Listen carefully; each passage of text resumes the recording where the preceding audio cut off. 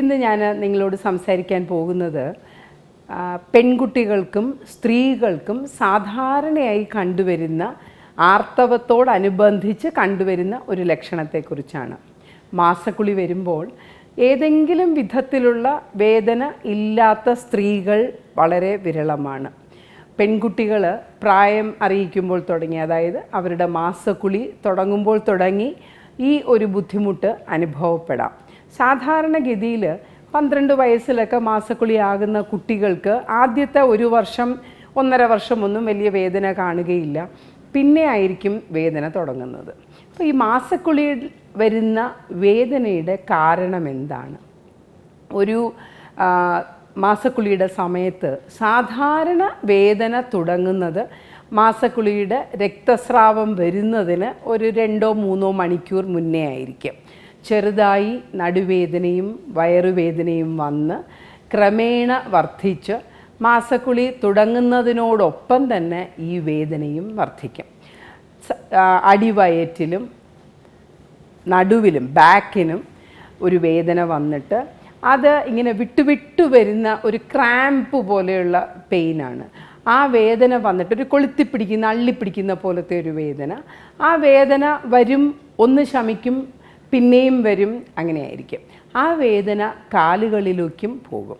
ഇതാണ് സാധാരണഗതിയിൽ കാണുന്നത്. ഒരു 4 മണിക്കൂർ രക്തസ്രാവമൊക്കെ തുടങ്ങി ഒരു 4 മണിക്കൂർ കഴിയുന്നതോടുകൂടി അത് ക്രമേണ ശമിച്ചു വരും. ഇതാണ് നമ്മൾ സാധാരണയായിട്ട് കാണുന്നത്. ഇതിനെ നമ്മൾ സ്പാസ്മോഡിക് ഡിസ്മെനോറിയ എന്നാണ് പറയുന്നത്. ആ വാക്ക് കേൾക്കുമ്പോൾ തന്നെ അറിയാം, സ്പാസ്മോഡിക് എന്ന് പറഞ്ഞാൽ ഗർഭപാത്രം ചുരുങ്ങുകയും വികസിക്കുകയും ചെയ്യുന്നതിൻ്റെ ഭാഗമായിട്ടുണ്ടാകുന്ന വേദനയാണിത്. ഇത് നോർമലാണോ എന്ന് ചോദിച്ചാൽ തീർച്ചയായിട്ടും ഇതാണ് വേദനയുടെ പാറ്റേൺ എങ്കിൽ അത് നോർമലാണ്. പലപ്പോഴും കുട്ടികൾ ഞങ്ങളുടെ അടുത്ത് വന്ന് സങ്കടം പറയും, എൻ്റെ കൂട്ടുകാരിക്കൊന്നും ഇങ്ങനെ വേദനയില്ല, എനിക്ക് മാത്രമേ വേദനയുള്ളൂ എന്ന്. ഈ ആദ്യത്തെ ദിവസം കാണുന്ന 4-5 മണിക്കൂറുള്ള വേദന തീർച്ചയായിട്ടും സാധാരണ തന്നെയാണ്. അത് കാണിക്കുന്നത് എന്താണ് എന്ന് വെച്ചാൽ അവർക്ക് അണ്ഡാശയം കൃത്യമായിട്ട് നടക്കുന്നു എന്നുള്ളതാണ്.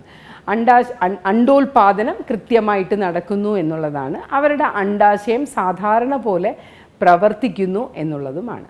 അപ്പോൾ എന്തുകൊണ്ടാണ് ഈ വേദന വരുന്നത്? അതകത്ത് നടക്കുന്ന ചില കെമിക്കൽ റിയാക്ഷൻസ്, അതായത് നമ്മുടെ മാസക്കുളി തുടങ്ങുന്ന ഉടനെ നമ്മുടെ ശരീരത്തിലുള്ള പ്രൊജസ്ട്രോണിൻ്റെ അളവൊന്ന് കുറയുമ്പോഴത്തേക്ക് ആ വികസിച്ച് നിൽക്കുന്ന രക്തക്കൊഴലുകളൊക്കെ ഒന്ന് ചുരുങ്ങുമ്പോൾ അതിനകത്ത് പ്രോസ്റ്റഗ്ലാൻഡിൻ എന്ന് പറയുന്നൊരു സാധനം രക്തത്തിലേക്ക് വരും. ആ പ്രോസ്റ്റഗ്ലാൻഡിൻ്റെ ഒരു ഇഫക്റ്റ് കൊണ്ട് ഗർഭപാത്രം നല്ല പോലെ ചുരുങ്ങുകയും പിന്നൊന്ന് വികസിക്കുകയും വീണ്ടും ചുരുങ്ങുകയും ചെയ്യും. അപ്പോൾ ആ ചുരുങ്ങലാണ് നമുക്ക് ഇങ്ങനത്തെ വിട്ടുവിട്ടുള്ള വേദന ഉണ്ടാക്കുന്നത്. ചിലർക്ക് തുടർച്ചയായിട്ടുള്ള വേദനയുമായിരിക്കാം. മിക്കവാറും അത് അടിവയറ്റിൽ കുറച്ച് ചൂടൊക്കെ വെച്ച് കിടന്നു കഴിയുമ്പോഴത്തേക്കും അത് സാധാരണയായിട്ട് മാറുന്നതാണ് കാണുന്നത്. ഇങ്ങനെയുള്ള കുട്ടികൾക്ക് മരുന്ന് കൊടുക്കാമോ? തീർച്ചയായിട്ടും കൊടുക്കാം. വേദന സംഹാരി കൊടുക്കുന്നതിൽ യാതൊരു തെറ്റുമില്ല. പക്ഷെ നമ്മൾ കാണുന്നത് എന്താണ്? അമ്മമാരും അമ്മുമ്മമാരും ഇതറിയാവുന്ന വീട്ടിലെ ഗൈനക്കോളജിസ്റ്റുകൾ, ഞാൻ ഉദ്ദേശിക്കുന്നത് ഈ അമ്മമാരും അമ്മുമ്മമാരും അയലത്തുകാരും ഒക്കെയാണ്. അവർ പറയും, ഗുളികകളൊന്നും കഴിക്കരുത്, ഈ വേദനയൊക്കെ സഹിക്കുക തന്നെ വേണം, ഗുളികയൊക്കെ കഴിച്ചു കഴിഞ്ഞാൽ നിനക്ക് ഭാവിയിൽ കൊച്ചുങ്ങളൊന്നും ഉണ്ടാവില്ല എന്നുള്ളത്. അപ്പം അങ്ങനെയൊന്നുമില്ല. നമുക്ക് പനി വരുമ്പോൾ നമ്മൾ പാരസിറ്റമോളോ പനി കുറയ്ക്കാനുള്ള മരുന്ന് കഴിക്കുന്നത് പോലെ തന്നെ ഒരു ഗുളിക കഴിച്ചു കഴിഞ്ഞാൽ പെൺകുട്ടികൾക്ക് ഈ ബുദ്ധിമുട്ടിൽ നിന്ന് ഒഴിവാക്കാം. പിന്നെ പേടിക്കേണ്ട വിധത്തിലുള്ള വേദന എന്ന് പറയുന്നത് എന്താണ്? സാധാരണഗതിയിൽ ഈ വേദന തുടങ്ങുന്നത് മാസക്കുളിക്ക് 2-3 ദിവസങ്ങൾക്ക് മുമ്പ്, അതല്ലെങ്കിൽ ഒരാഴ്ച മുമ്പ് തന്നെ തുടങ്ങി പതുക്കെ അത് കൂടി വരും. ആൻഡ് മാസക്കുളി തുടങ്ങുന്ന ദിവസമോ അതിൻ്റെ തലേ ദിവസമോ ആയിരിക്കും ഏറ്റവും കൂടുതൽ വേദന വരുന്നത്. അപ്പോൾ ഇങ്ങനെയുള്ള വേദന വന്നു കഴിഞ്ഞാൽ മാസക്കുളി തുടങ്ങിക്കഴിയുമ്പോൾ ആ വേദന മാറുന്നതായിട്ടാണ് നമ്മൾ കാണുന്നത്. പക്ഷേ ഈ ഒരാഴ്ചത്തെ വേദന വലിയ സഹിക്കാൻ വയ്യാത്ത തീവ്രമായ വേദന തന്നെയായിരിക്കും. ഇങ്ങനെ ഒരു വേദനയുടെ പാറ്റേൺ ആണ് നമ്മൾ കാണുന്നതെങ്കിൽ നമ്മൾ തീർച്ചയായിട്ടും മനസ്സിലാക്കണം, നമ്മളുടെ വയറ്റിനകത്ത് ജനനേന്ദ്രിയങ്ങളുമായിട്ട് ബന്ധപ്പെട്ട് നമ്മുടെ പ്രത്യുൽപാദന അവയവങ്ങളുമായിട്ട് ബന്ധപ്പെട്ട് എന്തോ അസുഖമുണ്ടെന്ന്. ഏത് അസുഖമാണ് ഇങ്ങനത്തെ വേദനകൾ ഉണ്ടാക്കുന്നത്? നമ്മൾ ചോക്ലേറ്റ് സിസ്റ്റ് അല്ലെങ്കിൽ എൻഡോമെട്രിയോട്ടിക് സിസ്റ്റ് എന്ന് പറയുന്ന ഒരു അസുഖമുണ്ട്. അതായത് അണ്ഡാശയത്തിനകത്ത് ഒരു സിസ്റ്റ് പോലെ വളർന്നിട്ട് അതിനകത്ത് രക്തം കെട്ടിക്കിടക്കുന്ന ഒരവസ്ഥയാണത്. അല്ലെങ്കിൽ ഗർഭപാത്രത്തിൻ്റെ പേശികൾക്കകത്ത് രക്തക്കുഴലുകൾ വികസിച്ച് മാസക്കുളിയുടെ സമയത്ത് കുറച്ച് ബ്ലീഡിങ് വരുന്നു. ഇപ്പം നമ്മുടെ കൈയൊക്കെ ഒന്ന് എവിടെയെങ്കിലും തട്ടിച്ചതഞ്ഞു കഴിഞ്ഞാൽ നമുക്ക് നല്ല വേദന എടുക്കില്ലേ? അതേ വേദന തന്നെ മാസക്കുളിക്ക് മുമ്പ് ഉണ്ടാകും. മാസക്കുളിയുടെ ഫ്ലോ തുടങ്ങുന്നതോടുകൂടി ഈ വികസിച്ച് നിൽക്കുന്ന രക്തക്കുഴലുകളൊക്കെ ഒന്ന് ചുരുങ്ങുന്നതോടുകൂടി ഇവർക്ക് വേദന ശമിക്കുന്നതായിട്ട് കാണുന്നു.